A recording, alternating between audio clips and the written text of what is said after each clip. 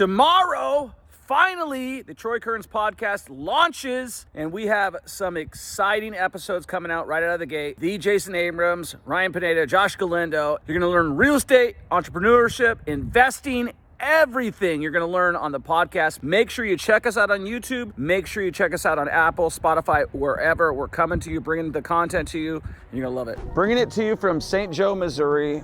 We're out here, it's 18 degrees right now. It is Red Friday, so go Chiefs. We just came back from that game. We got the game against Cincinnati this weekend, so we're out here checking properties. So we bought this property in St. Joe, Missouri, right here for 10,000 bucks-ish. It might have been a little bit less. This whole area through here flooded. I don't know, the Missouri River's that away, and it got plugged up and flooded, so most of these people either had insurance or didn't have insurance, and they just cashed out and sold it.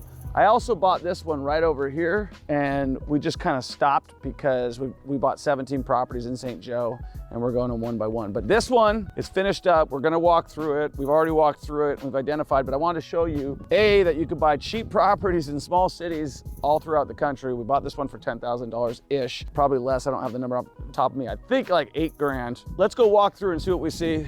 This is before we give the guys their final money. We do have a tenant moving in. You know, we didn't go crazy with the landscaping, but I can tell you that these stairs were installed incorrectly because it's a slip hazard, and you can tell from the top up here, right here, they just slanted it. So you got 2 trip hazards. One, when you come here and you plant your face and then fall and slip off this because this is like sloped. We're gonna be letting our contractor know about that. We need a little updating in paint. They didn't knock off the cobwebs. I'm noticing a lot of stuff like that. We like to have it moving ready. Now, to this credit, you guys didn't see this. We literally had to dig out mud from underneath this whole house. It was covered in mud. So it looks pretty good from where we're at, but we need another coat of polyurethane on these floors. There's some spacing. We're not gonna make them go through it. You know, it's tough to install these and they're not perfect, but we do need another coat of poly, if not 2 coats of poly on this. So we're walking through here. These need to be cleaned out because they're supposed to be cleaning these things out, the filters, and making sure they're changed. A couple things that I look through on properties is like this type of stuff. This really irks me when they can't just put this thing flush or it's popping off. It's gonna cause us a problem down the road. Floors look pretty good in here. Then Tyler has already checked the plugs. And one thing I do notice is that all the plugs are working, so he's checked that. We might have an issue with the lighting. We actually put blinds in this one. I don't always do. So they got an upgrade. Got new closet doors, our extra paint. Got a bathroom in here. So we'll come through and we'll check to make sure we don't have any leaks.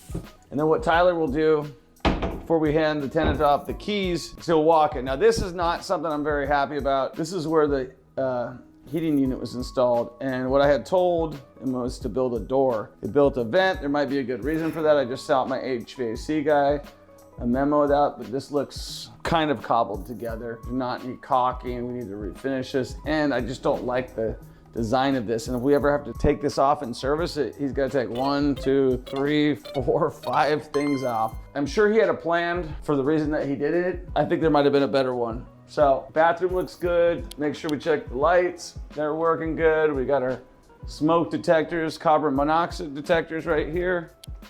This light don't work. Very funny, SpongeBob. Nosferatu. Was it this one? Yeah. So wait, it turns it on, but it doesn't turn it off. Hold on, do that again. Oh, so this is the master switch. You gotta know that. Now do it.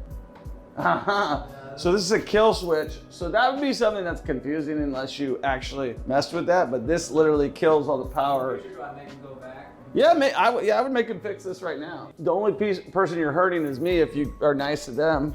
So this is what we did here. Yeah, a lot of paint touch up, you can see that. And we have our kitchen in here. This drives me crazy. This is kind of a crappier job on the install of this thing. We got some bumping stuff out. I'm not gonna pick these guys to death. It is a cheap house, but there's definitely some paint touching up. There's unsmooth edges and stuff that could just be done better. These little things, let's have him do it. But put the panel back on. He obviously didn't do his clean, you can tell.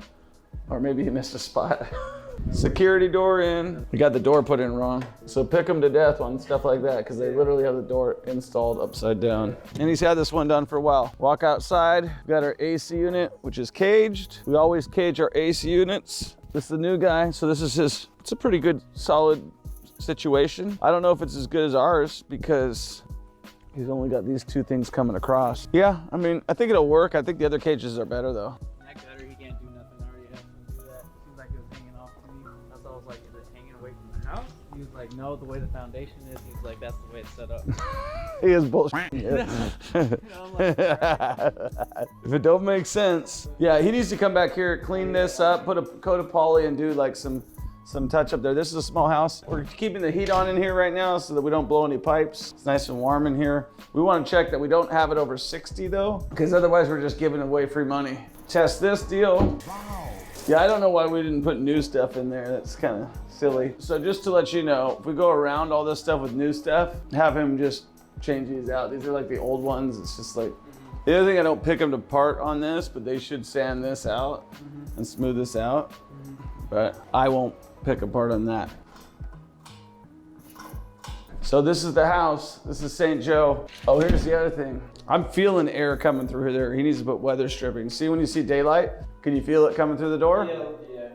So he needs to weather strip that. Yeah, especially if you can feel it and see it. Like you can literally feel losing air right out of here. Okay, this is bullshit. You can't let him get away with this type of work. You know what I mean? This is just like my son did this. Let's roll. This for sure. He's got a bunch of little stuff he's got to go back and do. We're holding off on that house for the future just because I want to get all my stuff rented out, and I've been dumping a ton of money in these properties. And so now we're just starting to get them rented out. But if you're in California, it's nice and warm right now, and your houses are $2 million. You could sell one and then own the whole city of St. Joe for that price. But it won't be as warm. Anyways, get started investing in real estate and we'll catch you on the next house. Hey, thanks for tuning in. I wanted to brief you about why I'm talking about this property here. First of all, if you noticed in this video, I'm totally disappointed with the quality of work. We like to put out a great product, and this particular contractor here has worked with me for 15 years.